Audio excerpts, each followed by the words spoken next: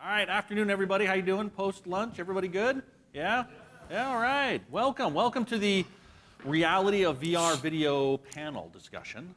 We have four fantastic gentlemen up here who know everything there is to know about VR. And so the way we're going to run this is I'm just going to give a little brief introduction of myself, or why I'm up here, why I'm standing at the podium. And then we're going to go through brief introductions with everybody here, so they'll give them about a minute to talk about themselves and give you a sales pitch on everything that they do and why they do it and make you want to buy their stuff. No, I'm just kidding. No sales pitches, right? They're just going to talk about themselves and sort of what they bring to the discussion, and then we're going to jump right into the questions. Hopefully what we'll do is we'll get through most of the questions, and then we'll turn it over to the audience to ask if you guys have any, maybe in the last 5-10 minutes of the panel discussion. I know it's only 45 minutes, so we're going to run this pretty quick. All right, briefly about me. My name is Jason Thibeault. I'm the Executive Director of the Streaming Video Alliance.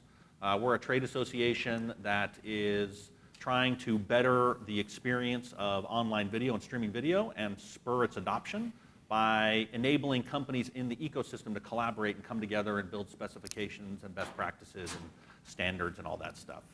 And that's all there is to say about me. You can find out more about the Streaming Video Alliance at streamingvideoalliance.org. That's my sales pitch. And now I want to turn it over to Josh here to introduce himself, and then we'll just go down the line. I'm Josh Courtney with SkyVR and Ona Media, and we are really a VR company on our VR side that is focusing on narrative live action VR. So we're doing live capture for everything from events and concerts to commercial content. We've been doing stuff for Salesforce and Philip Morris and a variety of those kind of commercial content players, and then obviously a lot down here in the LA area, all with studios and films and doing narrative sidecar stories and 20-30 minute experiences that are attached to films but not in their same storylines, so sidecar storylines that live and stand on their own and have their own monetization strategies around them. So working with studios, working with content creators on that side, and that's really where we're at. We also do quite a bit of work on the R&D side in the streaming space and how to work on that side and work with a lot of the vendors with our content and some of the clients that we get that have requests that we can't necessarily fill on our own, and we need best of breed partners to be able to actually make that happen. So that's us. Devon, thanks. I'm Devon Copley. I'm the head of product for the VR platform at Nokia, which, as you may have seen the news, the reality of VR video has hit Nokia as well. So there's a bit of a story to tell there. But we developed really the first professional integrated camera for VR, and then an entire distribution and rendering system to go along with it. Some of those core technologies are surviving past the recent announcements, but some of them are not. And I think I personally have a view on the VR video market that's perhaps a little more rosy than the ones that our senior managements have said. But again, that's a story maybe for beers later this evening. In any case, I've been in the trenches in a large part around live VR productions. My team developed the live software, live distribution. We worked most recently with Wowza here on the first live dual 4K viewport adaptive streaming with ambisonic audio production for the Oculus Connect conference a couple weeks back. And I really think the potential is really enormous for this technology. I'm Chris Michaels with Wowza Media Systems. I'm not to be confused with Chris Knowlton, formerly of Wowza Media Systems. That's the guy in the blue shirt down there. Yeah. The blue is the new orange, maybe. With Wowza, we're charged with powering video experiences around the world at any scale to any device. That can be delivering a 4K stream from a major production studio. It could be delivering awesome quality video from a mobile device, or working with amazing VR technologies to create immersive live experiences. From the president, we did President Obama's 360 farewell address, to the Oscars and a number of other live events. We are part of the infrastructure team in order to deliver that content to audiences around the world. Jim. Great. I'm Jim Clements. I lead Western U.S. sales and business development for Neulion. Neulion, amongst their businesses, in which I'm incorporated with, is their digital platform. Our digital platform is a wholly owned digital platform that enables total digital video content, user, and product management. We work with the likes of the NFL, the NBA, the UFC, Univision, the World Surf League. It tends to be sports-centric because we've been around for quite a while, but we've grown our business in entertainment as well. We support any types of business such as subscription, free ad-supported, electronic sell-throughs and downloads, really whatever the content owners and partners need to make a living. Fantastic. All right, let's just dump into the questions now. So I'll ask the killer question right off the bat. Why isn't there more good VR content available today?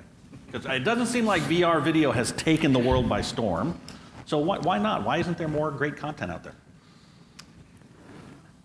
I would challenge the premise, actually, that it hasn't taken the world by storm. I think when you look at the challenges involved with both creation and consumption, there's quite a lot of content, actually. You know, if you search, you know, on YouTube or on Facebook, the fact that those, or even, you know, on Instagram, on Periscope, the fact that those platforms have embraced 360, you know, full in, both feet, means that there's quite a bunch of content being produced. Now, good content is another matter. That's where I would agree with you. But I think the sheer volume is there. I think the challenge is, you know, finding really engaging, enjoyable content that people actually want to spend 15 minutes in headset on. And there is a dearth of that. That's definitely true. And I think that actually brings up a really good point that, you know, you know, and this is something that we've, in the last couple of years, started to really, you know, touch on with our customers, especially the commercial customers, right? Because you know, we being a production, you know, company, we get calls from ad agencies and PR agencies and all that stuff on a daily basis, right? And they all want to give their customers VR, but every one of them, every single one of those phone calls has, well, how are people even going to see this, right? And so understanding that VR, you know, at its top end starts with 360 at its low end, and starts on Facebook 360, and starts on YouTube 360 and Periscope, and you know every other platform out there is working on some kind of 360 VR, you know, version and platform and player to integrate into their social platforms as well. It all is going to start there. You know, that's the low end market, and so yeah, there is a way for people to see it. There is an audience, and at the top end, yeah, you're gonna have fewer people with an HTC Vive headset. You're gonna have fewer people with a full Oculus, but there's a lot of people that are gonna have Gear VRs and Daydreams and, you know, those kinds of, you know, mid-range headsets. And so, you know, it's kind of a, you know, it's a new format, right? So you're slowly moving people up, and you've got the low end and the high end, and it's, you know, it's this not that much different than somebody with a really small TV versus somebody with a 65-inch TV. The experience is going to be a lot better at that high end, but you're still going to get a lot of people at that entry level. So that's part of, I think, as we're building the industry, as we're moving it up. The reason that there's not more really good VR, you know, great experiences is because it's really damn hard. To create that stuff. You know, it's hard to get the content creators to figure out how to write for it. It's really complex to build 360 sets. You know, you're not just going to throw it on a movie set and go shoot it, because the whole back half is completely doesn't work, right? That whole set, you see the crew, you see everything. And so you have to plan for that stuff. You have to have studios be completely on board. You have to go out and raise the money yourself and have those concepts and write them as standalone pieces. And, you know, and then you're also dealing with, on the high end side, you're dealing with SAG contracts, union contracts, you know, and all of these trade organizations that have absolutely no clue what to do with VR yet, you know, and so that's a whole piece. So I mean, one of the things you talked about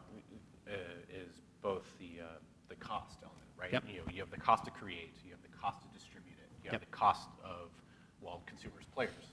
What does it cost for me to actually get the content to the person? Yep. But on top of it, there's a circle here.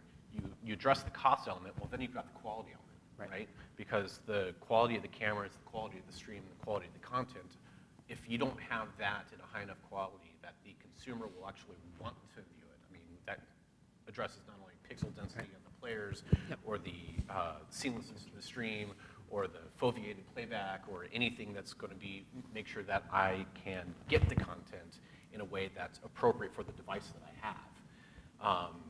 You come into this kind of like push and pull. Consumers want it. Now, Oculus is dropping the price, and other players are dropping the price, making it more easy for a consumer to step in and say, yeah, now I've got technology that I can utilize in an affordable method that I don't need to go buy a big gaming system to experience VR. But at the same time, now you've got to create the content that is of high enough quality that wants to draw me into that. Yeah. There's all those barriers for 360 content, but I think even the more basic challenge is that it's not just that 360 is hard and expensive. Quality is hard and expensive in any medium, right? And when you look at flat video on the internet, right? What proportion of flat video on YouTube is something you want to sit and watch for 15 minutes? It's a vanishingly small proportion, and it costs money to make stuff that's that good. And I think the basic challenge for VR entertainment right now, anything that's going after a mass market, is that the audience is just too small for a high quality production to pencil out. That's just the fact right now. So any high quality production today is sort of a loss leader. It's a bet on the future of the technology, or it's simply a brand halo exercise, which works for some.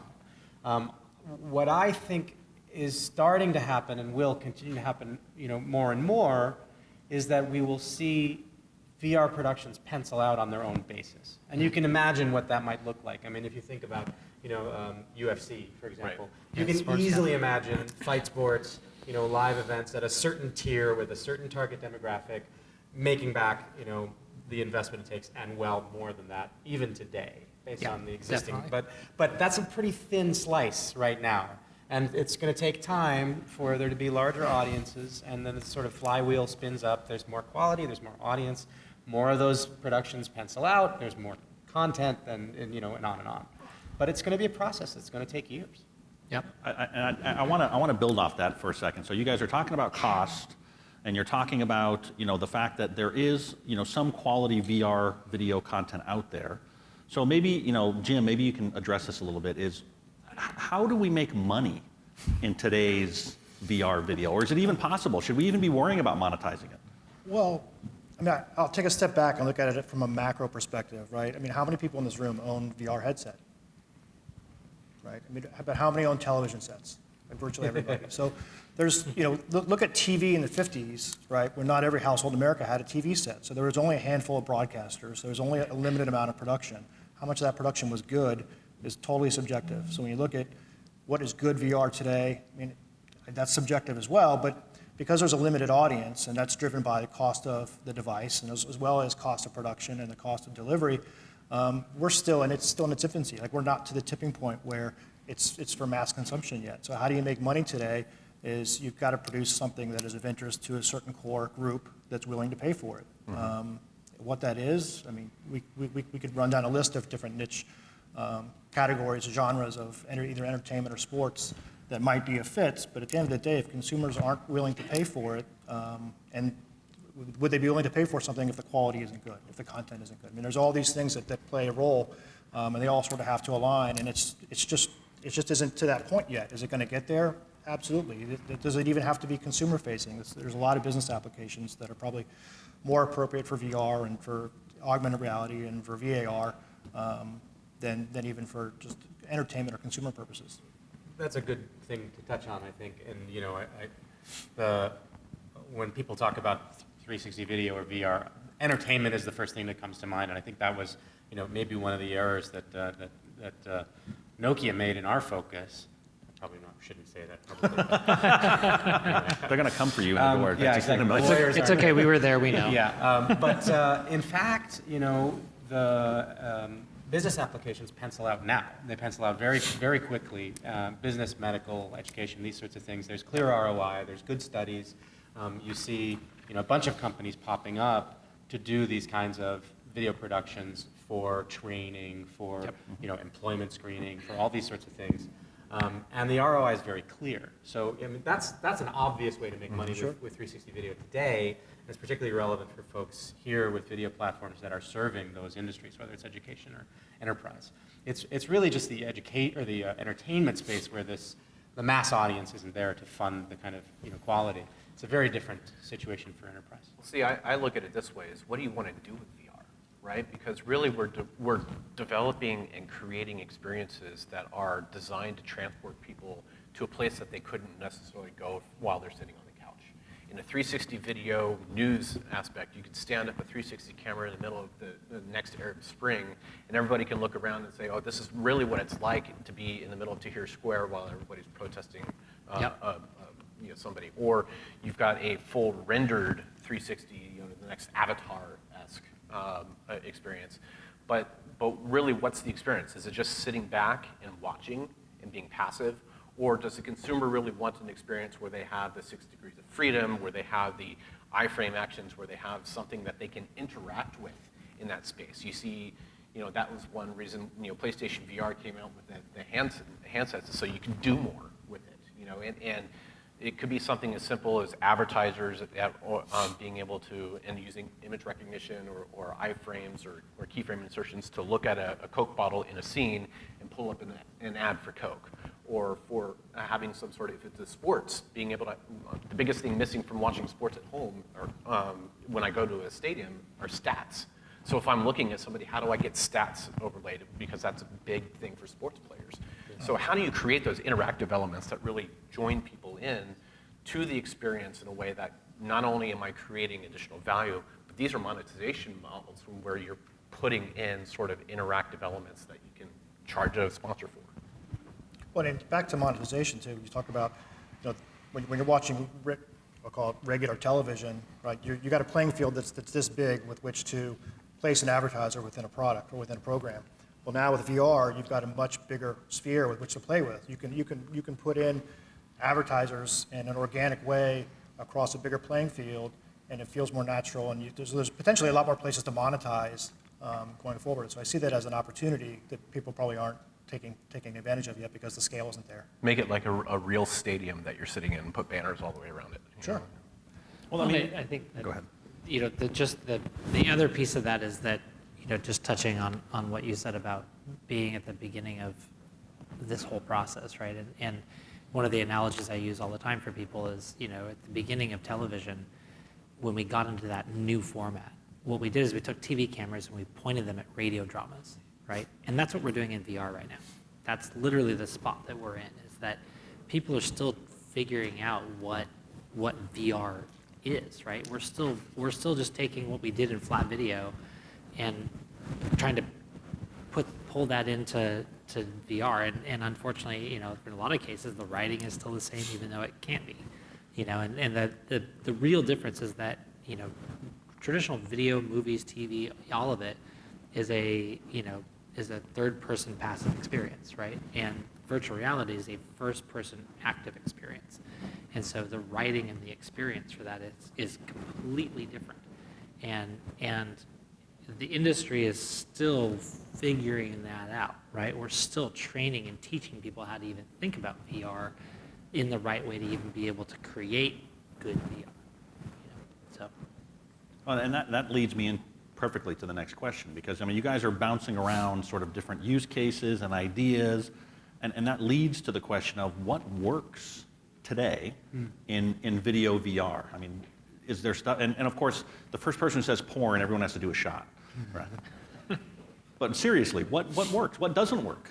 I'll tell you just from just personal taste, I've had a bunch of time in the field with live events, sitting with live events. And I was at Austin City Limits Music Festival last year, not most recent. and was working with Juan Santillan and Vantage TV, who I think is just among the best in the business at this stuff. And I had an all-access pass, of course, and it was a 3-day music festival. I was right up front or backstage for all these great acts, but the headliner was Radiohead. And for Radiohead, they have their own special passes. You don't get backstage with a standard pass, right? So I was exiled to the actual crowd, right? And I was standing out there in the crowd, and there's people taller than me and all that stuff, and I'm realizing I can go to the truck and I can watch this on the headset. Yeah. And I did that, and it was a better experience. and admittedly, this is not an experience many people get to have, because we had the Rift, we had the full quality pipeline. It wasn't compressed. It was. But And some of us are 6 feet tall, so we actually got to see. exactly right. Some people actually can see when they're in the crowd. But I literally chose to sit next to the stage, 100 yards away from Tom York, and watch it on a headset rather than standing 100 yards back in the audience. And maybe I'm weird, but I don't think I'm that weird. The point is that even with the current technology, if you're using the premium tier, the best capture tools, the best direction, that's key. The creative element is really important, and the best consumption device, it's a really compelling experience. Yeah, the problem is most people haven't even seen that yet. Most of you, even who have the headsets, you haven't seen what's possible, even with the current generation. And we're going to have 6K and 8K pipelines coming up in the next 12 to 18 months. We're going to have spatial audio mixing. For me, the reason I'm staying in this industry is because I can just taste it. It's right there. We almost have it to the point where people are going to look at it and be like, wow, that's amazing. Instead of just being amazed the first time they put it on, they're like, wow, and then they're like, oh, but it's blurry, right? That actually they're going to be like, wow, I want to sit here and experience this. I think we're really close. Well, I think the other thing to really understand is what the technical limitations are. We talked about this on our call last week, is that the limitations of VR are, the consumers actually understand the limitations of VR far more than the clients in a lot of cases. Because the users, the audience, has been watching a lot of different VR. The client a lot of times goes, I want to do VR because I'm told that I need to. And so, and they don't necessarily understand what that is, but there are technical hurdles and challenges that we are really trying to figure out, and there's a lot of really great people here that are trying to figure out this issue, and a couple of them are, right now everything that we shoot is 8K by 8K, full stereoscopic 3D with full ambisonic mixes, live and recorded, right? And so that's a massive file, except for the fact that I can't stream it. There isn't a single device that can show it yet. We're working with a couple of people that can. We literally just got a call from a vendor that says, that we're trying to find a VR company that can shoot 8K by 8K and stereoscopic, and there aren't any. And I'm like, well, we're one of them, And so, but there's only 4, that can even do that. But on these devices, still the best you're going to get is basically a 2800 horizontal line screen. Right? And so the screens themselves are still 2K, even though we can shoot 8K, so we're, and we're looking at, the 4K streaming and 6K streaming and all the pieces along that. There's a lot of technical challenges from a streaming standpoint on moving that much data, and then the fact that 80% of the marketplace is on a mobile device, so can they even get it, right? And so that's a whole piece, unto itself. I think to your question of what works is one of two things, either providing me with an experience that I couldn't get myself. That could be sitting courtside at a Lakers game. Yep. That could be a view from the cockpit of a Red Bull Yep. flight, or it's providing me a first-person view of something that I couldn't do myself. Those are two things that, as a viewer, I want to feel like I get an experience. And if I can get it from the viewpoint of somebody who's doing something, well, then now I've embodied that. Or if I can get it from Jack Nicholson's seat, courtside at a Lakers game, well, that's something I'm not going to pay $10,000 to go to a freaking Lakers game. Heck no. But I get that experience for paying $2.50 for my Game Pass. So like those are the types of things that I can see the cost-benefit analysis of a consumer saying, wow, that's a cost-effective way for me to experience something I couldn't do, and it's a cost-effective way for me to deliver an experience that gets people engaged with my brand or engaged with this activity. I mean, I think when you say what works, it's still subjective. Like, there's what works in terms of quality, production, and delivery. There's also what works in terms of on the business side of things. Like, if you produce this content and you own it, can you amortize? Can you monetize it? Can you make enough money back? We talked about being loss leaders, and some companies, Amazon can afford to lose money all day long because they're going to make it up over here. But a lot of companies can't. So what works is ultimately what's profitable, and what's profitable is what consumers will pay for. Whether consumers are paying for it directly as a direct-to-consumer subscription or a purchase, or whether they're paying for it by consuming advertising, there's got to be some way to monetize it, or ultimately, unless everybody's doing this for charity purposes, it just none of it works. Mm-hmm. Yep. Well, it does seem that there are at least some productions that make sense for their own basis. I mean, you do see, I'm sure in your line of work, I'm more familiar with the live productions, but you do see now sponsors signing up to do things again. So you have AT&T, who's produced a Conan O'Brien live 360 show at Comic-Con 3 years running now. You have Verizon, who is re-upped to do the Thanksgiving Day Parade, the Macy's Thanksgiving Day Parade, again in VR, right? You see brands drawing the conclusions, and I'm accepting the Googles, Facebooks, Intels, who are have different agendas, right? They're playing the long game. They're investing in technology. But Verizon, that's just a pure marketing effort, right? And they decided that penciled out last year, and they're going to do it again. So at least for a certain tier of live event and for a certain kind of sponsor, they're reaching the conclusion on their own basis that even today, even with the size of the audience we have, it's a good spend for them. Yep. And if you actually go back to historically, sports and live events were the first things that monetized on television. And so it's not dissimilar to what is actually happening right now. And I think that the more we look at that and the more that we understand, especially, it's our responsibility to help shepherd that, to figure that out, as the rest of the industry figures out how to do narrative in VR, because that is really hard and it's really expensive, and there's not a big enough audience really to monetize it. And there can be, right? Things can catch wildfire and they can go really well, and if they're attached to the right projects with the right stars and the right P&A, but those projects and those brands, have to support them. You often see, you have really big brands. There's a really, really good big broadcaster, cable broadcaster, that I'll leave nameless, that does a lot of VR.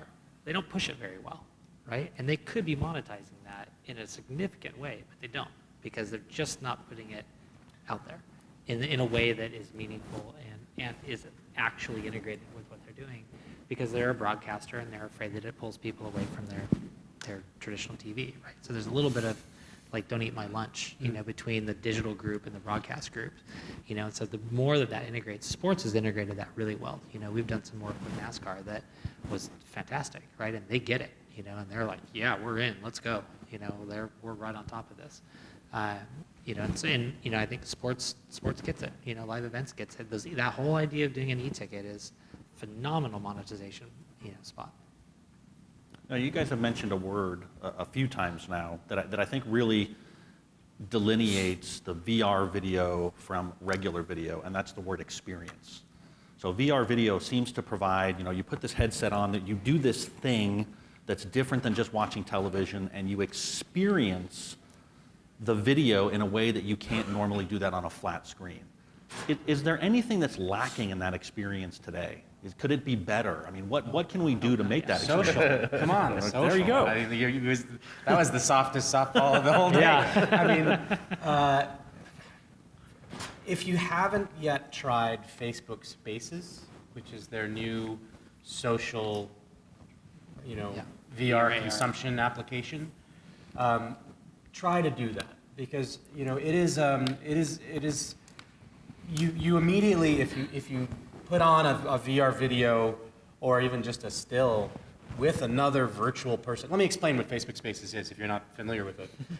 Basically, you put on your headset and you are you're an avatar within a space, and your Facebook friends come up on a little panel, and you can use your controllers to scroll through your Facebook friends and poke a Facebook friend and ask them to join you.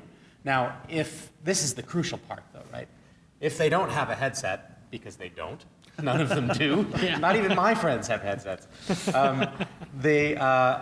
You call them on Facebook Messenger, and it sends a live video of virtual you taking a virtual selfie inside this 360 actual space that's been captured.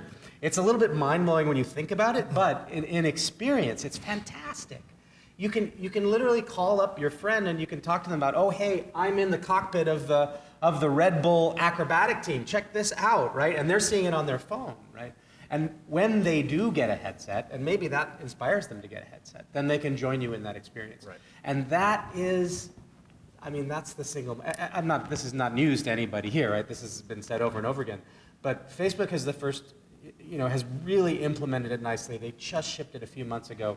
It's a pretty amazing experience. And I think that's the single most important thing that's missing from the VR experience. I think social is incredibly important. I think the other one is being able to have control from a viewer perspective. Yep. Because you can sit there and watch something from a single camera point of view and you're stuck. Or if there's a multi-camera point of view, well, you're stuck at the will of a person who's changing the viewpoints. We ran a hackathon a while ago where we had a VR challenge. One of the teams that came up with it said, what if I have a bunch of Lucid Cam, the 180 cams, stereoscopic cams, strapped to me, and I'm a football team, and I could go from the quarterback's view and see what the quarterback sees, throw the ball, and when the ball reaches the wide receiver, I can actually swap to a wide receiver's view. And so now I've got this whole ball control aspect where I can choose between, all right, I want this player, or I want this player, or I want the opposing teams. And now I'm in control of what I want to do. And that they developed a whole JavaScript layer where you can choose positions. And it was an interesting thing, but being able to have control of what I see when I want to see it, not based upon, the thing we did with Radiant for President Obama, they had 3 cameras set up, but I'm at the will of whenever they want to switch, switch the stage or switch in which input they have. I can't sit there and say, I only want to see him at the front of the stage. That's something that I think more consumers, when you get in an immersive environment, they want control. They want to be able to do something. They want to be able to say, it's my decision when I'm going to experience this. So I'm going to challenge you on that, Chris. Okay. We're going to maybe disagree on this panel for the first Yes. time. Clash. Yeah, because I think we've had that experience. We've been through that experience already in the streaming industry, right? I think that theory was tested out several years ago that if you're watching a 2D broadcast, you're at the mercy of the broadcaster. So let's give all the feeds to the end user and let them switch between them. And there's a few companies, probably some of them are still around and still here at the conference, who had developed these low latency switching techniques so you can switch. I'm sure you guys helped build some of those systems. Probably. But what was found, in my understanding, I haven't seen any scientific studies on this, but I've spoken to people who have deployed these systems. There's a reason why you don't see them anymore. People don't use them. People don't want to bother, and there's 2 reasons. First of all, people are lazy, but mostly directors are good. They're good at their jobs. They're telling you a story, and they're better at telling you the story than you would be. And so you try switching for a while, but you're like, actually, ABC does this way better than I could. I'm just going to sit back and watch. And I honestly think that will happen with VR. Everybody wants, that's the first thing everybody asks. Oh, can I go from one camera to another? Yeah, you'll do that for a little while, but I think that doesn't compare to having a talented, experienced professional who knows how to tell you a story with the technology. I don't think one would replace the other. I think giving people options. It is nice to have both. I would agree. Well, we'll take both, and we'll agree on that. I would actually split the difference between you because I think it depends on the kind of content, right? So narrative content, if we're talking about something that's a a standalone entertainment piece, right? I think that if you, and we have this, because we've been through this argument 100 times with all the studios, right? And a lot of content creators and directors and actors and all of it. And the reality is that, look, we have to start with a good story. And if we can and we've all been where it's just the first person fly on the wall kind of thing. And we've all also sat by when we handed that to somebody and they went, wow, that's really cool. And about 2 minutes in, they take it off and hand it back to you. And you go, oh no. It's like, because it's a 5-minute long thing that you just handed them, and 2 minutes in, they're They're like, done. that's super cool. They're done, right? And so our job on the narrative side is to entertain, right? And we have to build stories that keep you entertained, right? And so, if like we've got 15-minute long experiences that when we put people in, they come out and go, man, I wish that was longer. Like, that was 15 minutes. They're like, you're kidding me, because it was impactful, right?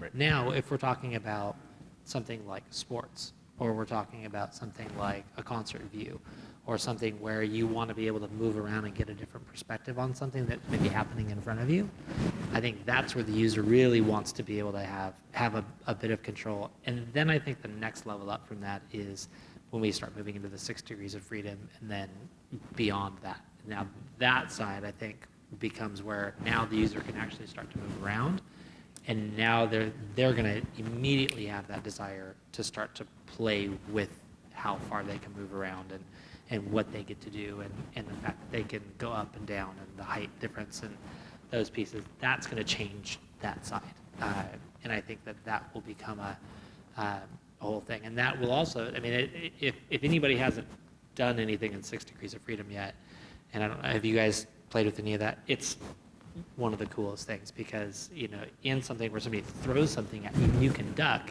and the perspective changes, it now adds that much more to the realism to it. And so it does have that control piece. And so I do feel like it will depend on the kind of content, and I think that some will do it better than others. And, look, we're all still learning. I mean, it's all absolutely brand new, but, when we're testing this stuff with the people who make it, they're like, well, how do we use this? And we're like, we're sitting around a table having that conversation, because they don't necessarily know either. They just figured it out and do it.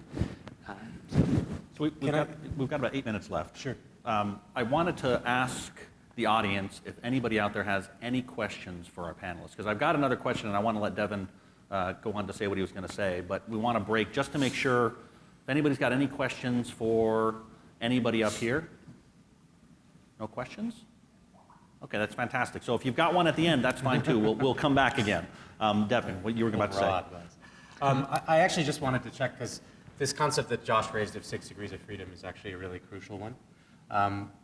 Is this something, maybe just a show of hands, when we say 6 degrees of freedom, do you know what we mean?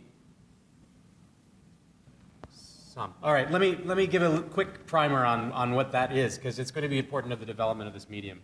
So current 360 video, even stereoscopic 360 video, provides what's called 3 degrees of freedom. That means pitch, yaw, and roll. Basically, you can rotate your head, but you can't move in space. One single view. Yeah, so you're basically from the camera's position. Now, 6 degrees of freedom would mean that you can move in space as well as rotate your head. Now, Facebook has managed to confuse this situation very completely by claiming that their new camera offers 6 degrees of freedom. It kind of does, but only in a very limited volume. So what Facebook calls 6 degrees of freedom, we would call 3.5 or 4. I don't know, we'd make something up, but limited 6 degrees of freedom is probably, or constrained 6 degrees of freedom is the right way to call it. Basically, instead of having stereo, which sort of is like your head is like in a vice and you can only rotate along a certain arc, you have a limited amount of space where you can move your head around and the parallax behaves correctly. This is actually very compelling. It really, it's better in every way if it's done perfectly well. It's very hard, or I would say impossible at this point to do perfectly well. Nobody has done it. The prototypes that I've seen, both inside and outside of various labs, are promising, but there's a lot of issues. It's going to take some complicated, machine learning-based hole filling and stuff like that to make it acceptable. But we're almost there.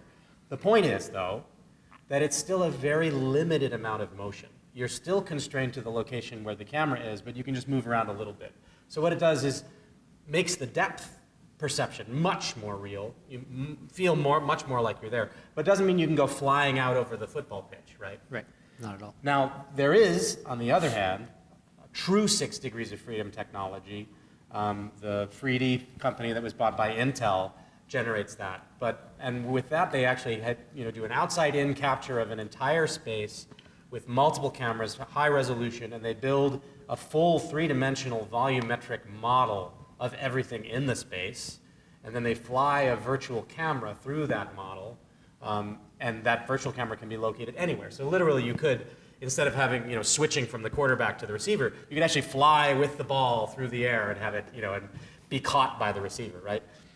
That's a beautiful, beautiful future, but it is very, very far away.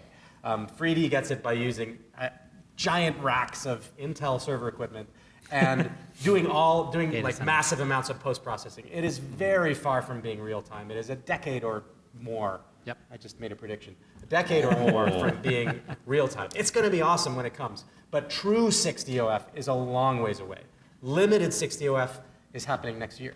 Yep. Well, and that brings me to then the final question, which is really, what's next for VR video? And when might we see some of that? I mean, you just touched on it, 10-year prediction, I'm holding you to it. Yeah. Well, I think the question for the folks in this room is, how long do video technologies remain relevant to this medium? Because, in its core, the current pipeline relies on planar sensor capture, stitching into spherical representations of video using standard planar video compression, delivery, and decode and render technologies. Yep. All of that is going to be replaced by other technologies somewhere along the line. But there's a lot of install base for video. And so for a long time to come, video will be the wrong tool that we're using to create this new medium. Eventually, new tools have to be created across the pipeline. And I think the question for everybody in this business is that a business I want to be in? Is that a transition I want to make or not? Video is not going away, but VR, and more precisely, the capture and deliver of reality, not so much CGI gaming experiences, but reality, which is what most of us do, is going to transition away from video codecs, video screens, planar captures, standard lenses, all that sort of thing. And do you want to go along on that ride or not? At some point, everybody in the video business is going to need to make that decision. What are some other thoughts on that, Josh? Well, I think that's an excellent point. Is we are shoehorning old technology into making new technology right now, and I think that will help drive a big. When we get spherical CCDs, and the ability to capture 3D on a spherical plane where I don't have to do any stitching. I mean, trust me, when we don't have to do stitching, the happiest day of my life. But those things are, and those things are in process, right? There are companies that are working on that in very skunkworks kinds of ways, and there are new sensor technologies that are saying, forget all of it, and we're going to go in a complete new direction. I think what is next for us as an industry, I think, is actually the consumer side, and I think that's the part that we're really gonna we'll start to build the tipping point when we have yet to we have seen all we've ever seen so far to date in VR is first gen devices, and even just Gen 1.5 devices, right? When Oculus comes out with fully wireless headsets, when Magic Leap, does their blended AR VR, when Microsoft does their blended AR VR, when when there's new versions of VR, when Apple unveils whatever it is that Apple's working on in their space, and the access and the cost to the consumer gets to a point where everybody goes, yeah, of course I'm going to have one of those. That's as easy as buying a pair of sunglasses. Then things start to change for the rest of us, because right now we're all playing, we're all testing, we're all living in a very small world that we all believe is the future, and we all believe is something that's worth paying attention to and being part of, but not until there's an audience base that will really see the amount and the size of that industry grow and the resources being applied to it to make these leaps. Until that customer base really moves there, the big guys are not going to spend that money. Now, the Googles and the Facebooks and the YouTubes and all those guys they're spending a lot of money, and Or Magic Leap. or Magic Leap, or yeah, I mean there are companies spending billions of dollars in VR. And so every time I read an article about, VR is dead, VR is dying, VR is not dead and dying. VR is making adjustments that it will continue to make through its life cycle as we get to the point of figuring out what the format and the medium even is, and what the audience is, and how it works, and what we do with it, and how we interface back and forth with it. That's all we're doing. We're making road adjustments. And I read things like with what's going on with Nokia, and Nokia is just making an adjustment strategy. That's it. They're not abandoning the idea, I don't think. But they're going, okay, maybe that's not the business we want to be in, but we need to be in this business. And I think there's a lot of companies making that adjustment. And even if you look at how many VR companies there were 3 years ago versus how many VR companies there are today, half of the companies that you would have put on a list 3 years ago aren't even around now. And so, but there's also a whole bunch of new ones that are coming in. And so it's a different mark, right? We're building that path. And some of us are building it with shovels and pitchforks and bulldozers. But. All right, unfortunately, guys, we are out of time. But I wanted to say thank you to our wonderful panelists. You guys, that was a great discussion about VR. If you give them a hand. Yeah, thank you.